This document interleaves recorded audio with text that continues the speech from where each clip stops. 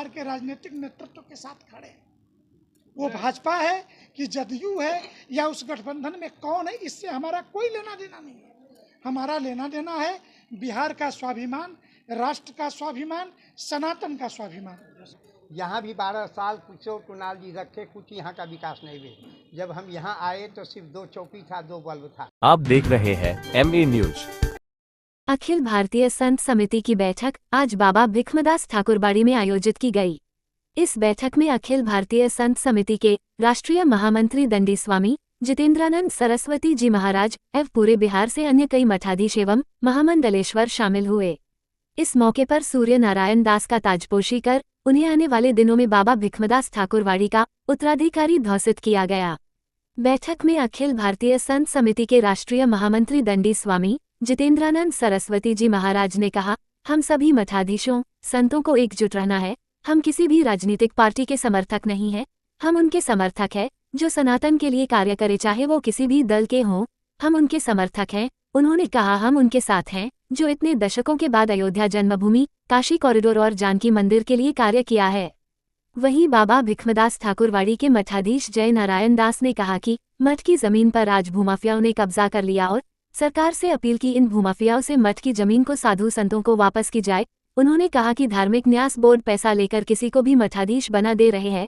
वहीं उन्होंने कहा कि आगामी 18 सितंबर को धार्मिक न्यास बोर्ड की ओर से पटना के बापू सभागार में बैठक होगी और इसमें सभी साधु संतों को आमंत्रित किया गया। बैठक के बाद ही पता चल पाएगा कि धार्मिक न्यास बोर्ड के द्वारा बिहार के साधु संतों के लिए क्या किया जा रहा है। देखिए हमारी पूरी रिपोर्ट। कारगर कदम उठाए जा रहे हैं महाराज जी।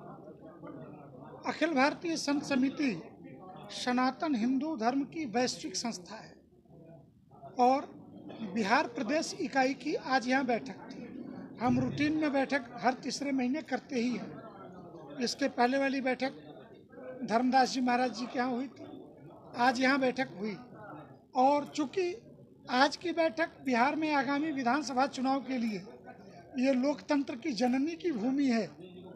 आदि लोकतंत्र तो वैशाली से ही प्रारंभ हुआ, तो सारी चीज़ें तो लोकतांत्रिक पद्धतियों में रहती हैं। तो स्वाभाविक है कि मीडिया के देखने का नज़रिया जो है वो एक राजनीतिक नज़रिया हो सकता है कि संत जुटे हैं। तो हमें नरेंद्र मोदी के सनातन धर्म के लिए किए गए कार्यों पर अटूट विश्वास है, क्योंकि हिंदू धर्माचार्यों ने तो उनके आने के बाद ही राम जन्मभूमि भी प्राप्त की, काशी विश्वनाथ धाम कॉरिडोर भी बना, माँ कामाख्या का कॉरिडोर बना, या आज बिहार के अंदर माँ जानकी के मंदिर की आधारशिला रखी गई मिथिला की भूमि पर, तो इसी समय में रखी जा सकी। तो धार्मिक व्यक्ति बाकी चीज़ों को नहीं देखता है, धार्मिक व्यक्ति यही देखता है कि धर्म का विकास, और धर्म व्यक्ति का विषय होता है कि धर्म अगर विकसित ना हो और धर्म बाईपास हो जाता है तो फिर तो बड़े बूढ़े अनाथालयों में पलते हैं। और अगर बेटे के अंदर धर्म का बोध है तो माता पिता और गुरु की सेवा करता है, बड़ों की सेवा, नित्य वृद्धोपसेविना का भाव रहता है। इसलिए हमारी मानसिकता क्लियर है कि ठीक है कि बिहार में चुनाव है, लेकिन साधु संत धर्म की दृष्टि से जो असर डाल सके, और बिहार में बड़ा क्लियर है कि धर्म का पक्षधर कौन है, धर्म का विरोधी कौन है। धर्म जब मैं कहता हूँ तो संप्रदाय की बात नहीं करता, क्योंकि बिहार राष्ट्रीय एकता और अखंडता के धुरी से जुड़ा वो प्रश्न है जिसके बारे में सरजिल इमाम ने कहा था कि किशनगंज, कटिहार, पूर्णिया के इलाके में ये जो चिकन नेक है, अगर 5 लाख मुसलमान इसको रास्ते को बंद कर दे तो असम जाने का कोई रास्ता नहीं बचेगा और पूर्वोत्तर हिंदुस्तान से कट जाएगा। इसलिए बिहार हमारे लिए बहुत महत्वपूर्ण है सनातन धर्म की दृष्टि से। क्यों वो दावा ये अन्य धर्मावलंबियों को लेके ही क्यों कर रहा है? इसलिए कि वहाँ हिंदू अल्पसंख्यक हो गया है उस बेल्ट में, उत्तर बिहार में। तो वो चीज़ें ठीक हों और राष्ट्रीय एकता और अखंडता के लिए कोई खतरा ना हो, इसके लिए बिहार ने सदैव बलिदान दिया है और उच्च स्तरीय बलिदान दिया है। ये बहुत लंबे समय से भूमाफियाओं की नज़र है। मेरे कहने पर यहाँ पर गन्ना और राजस्व मंत्री प्रमोद कुमार जी थे, उन्होंने सारे सर्वे कराए। विधानसभा के पटल पर लगभग 12,000 हेक्टेयर जमीन मठ मंदिरों की है। हमने यह भी स्वीकृति दी थी उस समय की केंद्रीय विद्यालयों के लिए कि यहाँ के प्रत्येक जिले में केंद्रीय विद्यालय खुले बिहार के।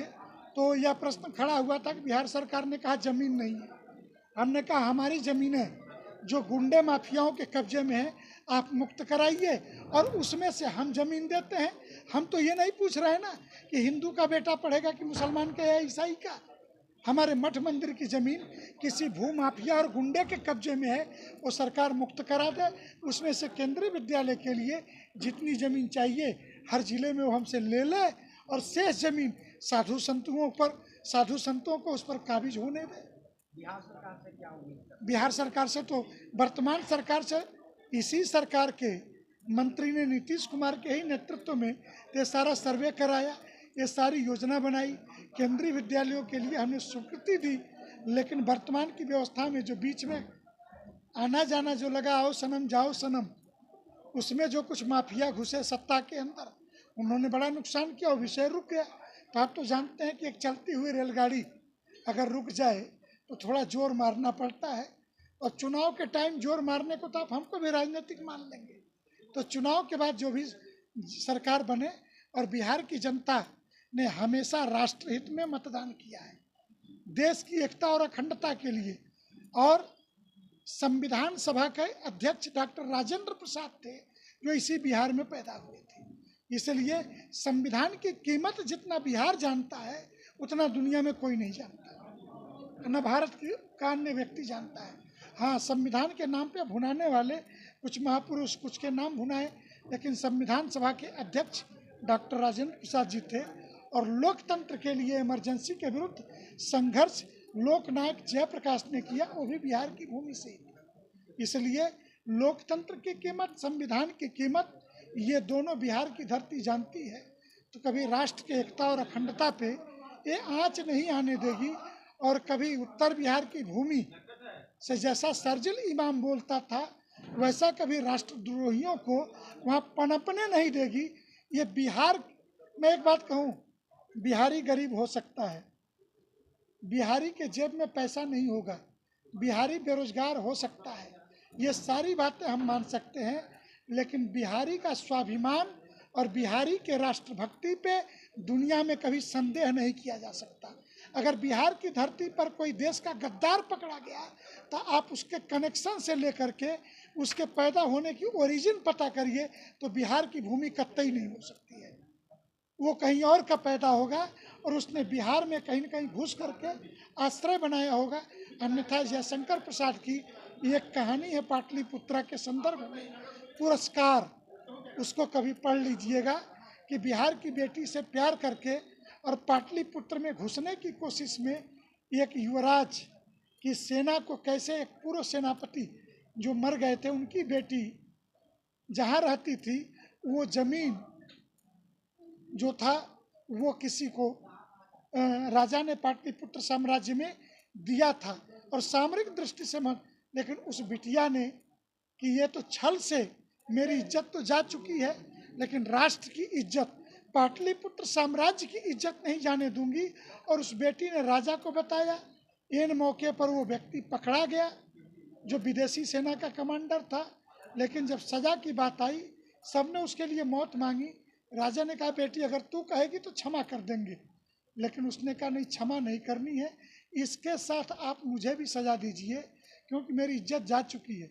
लेकिन मैं जिस महान सेनापति की बेटी हूँ उस की बेटी राष्ट्रद्रोही को पहचान नहीं पाई, ये मेरा अपराध है, ये बिहार का स्वाभिमान है। तो बिहारी स्वाभिमानी है। बिहार के नेताओं के बारे में मैं कहता हूँ कि बिहार से तो बुद्धिजीवी एक्सप्रेस चलनी चाहिए थी, लेकिन हमेशा यहाँ से श्रमजीवी एक्सप्रेस चलाई गई। इसलिए ये बिहार का एक दुर्भाग्य है, लेकिन उसको भी बिहार अपने योग्य नेतृत्व से बदलती पीढ़ी में सौभाग्य में बदल लेगा। इसका बिहार के पीढ़ी पर हमारा अखंड विश्वास है। बाबा अभी चुनाव है, आने वाले चुनाव में अखिल भारतीय संत समिति भाजपा के साथ है? भाजपा के साथ नहीं। आपका जो प्रश्न है ये बड़ा घुमावदार है। हम प्रत्येक राष्ट्रभक्त और उस सनातनी के साथ हैं जिस सनातन धर्मावलंबियों ने और नरेंद्र मोदी के नेतृत्व में 492 वर्ष के गुलामी के चिन्ह बाबरी मस्जिद की जगह राम जन्मभूमि का सपना साकार किया। और हम उस व्यक्ति के साथ खड़े हैं जिसने मिथिला में माँ जानकी के उस स्वाभिमान को, वहाँ पे जानकी के मंदिर की आधारशिला रखी। हम उस बिहार के राजनीतिक नेतृत्व के साथ खड़े हैं।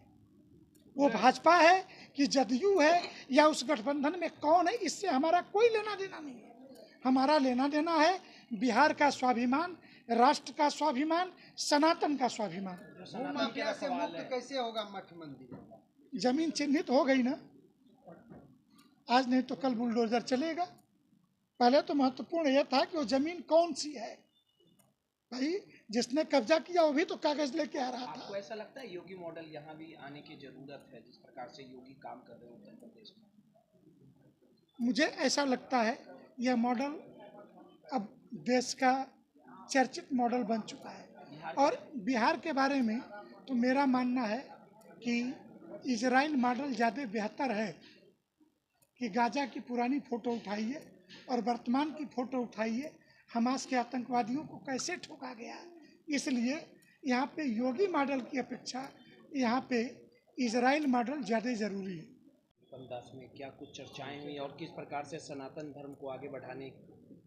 अखिल भारतीय संत समिति का यहाँ बैठक हर साल होते हैं और समिति आज ये बैठक में हुई कि ट्रस्ट बोर्ड में सभी मठ मंदिरों को बर्बाद कर रखा है। दूसरी चीज़ क्या है कि वहाँ 6-7 गो दलाल बाहर बैठे रहते हैं, सब साधु को लोगों को ठगते हैं और वहाँ घूस का चल रहा है बहुत ज़्यादा। जो ज़्यादा पैसा दिया उसको वैसा चीज़ मिलता है। धार्मिक न्यास बोर्ड में अभी तुरंत एक महात्मा कहे कि 10,000 दिए तो महंथी का उनको जगह मिला। 2 आदमी लड़ रहे थे, एक आदमी ने पैसा दिया उसको महंथी मिल गई। तो ये जो वहाँ चल रहा है बहुत बड़ा खराब चल रहा है। दूसरा गवर्नमेंट के ये सभी स्टेट में प्राइवेट हो चुका है, यानी साधु संत का हो चुका है। और यहाँ गवर्नमेंट अपने कब्जे में रखा है और खाली शोषण होता है जगह जगह। समिति बहाल करते हैं, समिति में क्या करते हैं कि महंत पुजारी वैसे रह जाते हैं और जो समिति में सदस्य बहाल करते हैं मलाई वो खाते हैं। मंदिर के विकास पर कुछ भी ध्यान नहीं समिति देती है। यहाँ भी 12 साल किशोर कुणाल जी रखे, कुछ यहाँ का विकास नहीं हुए। जब हम यहाँ आए तो सिर्फ 2 चौकी था, 2 बल्ब था। मोबाइल की रोशनी पर यहाँ लिखा पड़ी हुआ और मैं उस दिन से जब से यहाँ आया हूँ यहाँ मंदिर का विकास किया हूँ। पूरे मंदिर में लाइट बर्तन हर चीज़ की व्यवस्था कर दिया हूँ, 1 फ्लोर बना भी दिया हूँ। 12 साल की कुणाल जी के अंदर ट्रस्ट बोर्ड का दिन कुछ नहीं किया है यहाँ विकास। यहाँ खाली रणवीर नंदन अभी आए हैं, तो रणवीर नंदन ने आए हैं, अभी ठीक हैं। अभी 18 तारीख को उन्होंने बैठक बुलाई है बापू सभागार में। क्या करते हैं वो चीज़ जो रखे हैं बाहर पर रहते हैं दलाल लोग, घूस का प्रक्रिया नहीं बंद हुआ है, न होगा। चाहे रणवीर नंदन आवे या कोई कुणाल के बेटे भी मेंबर हैं, कुछ करते हैं। बेटे बने हैं, मेंबर हैं, कुछ करते हैं नहीं। आई जब आपके पास आएंगे कि आपकी हालत देखेंगे क्या स्थिति में, तब ना पता चलेगा। वो मेंबर हैं, कुछ करते नहीं, आते ही नहीं, तो फिर क्या करेंगे वो? आप लोग शिकायत लेके जाएं कि ये दिक्कत है? शिकायत लेकर बहुत गए, किसी का सुनवा। जब 2 महीने बाद आइए, 6 महीने बाद आइए, केवल टाइम मिलता है। जैसे कोर्ट में मिलता है डेट, उसी तरह बोर्ड में मिलता है डेट। कुछ होता नहीं है, कुछ करते नहीं है बोर्ड। और ये संत समिति का बैठक उसी पर प्रकाश डालने के लिए कि सरकार से मुक्त कराया जाए, साधु संत के हाथों में सौंप दिया जाए। बोर्ड जी की जमीन जो कब्जा की है इसको लेके जो वर्तमान अध्यक्ष है धार्मिक न्यास बोर्ड से, ना उनसे उनका मुलाकात होगी, हमारी मुलाकात हुई है। उन्होंने हम लोग को निमंत्रण किया है। अखिल भारतीय संत समिति के संगठन मंत्री को और जाकर के महामंत्री जो है रंजीत शेषन ने किया है और बोर्ड के जितने भी जाकर के निबंधित समिति के सदस्य उन्होंने, जैसा कि प्रेस में बयान किया, उन्होंने कहा कि साहब मठ मंदिरों का उपयोग सामाजिक हित में हो, धार्मिक उद्देश्य को व्यायामशाला बने। अब यह देखने की बात है कि 18 तारीख को क्या निर्णय लेते हैं।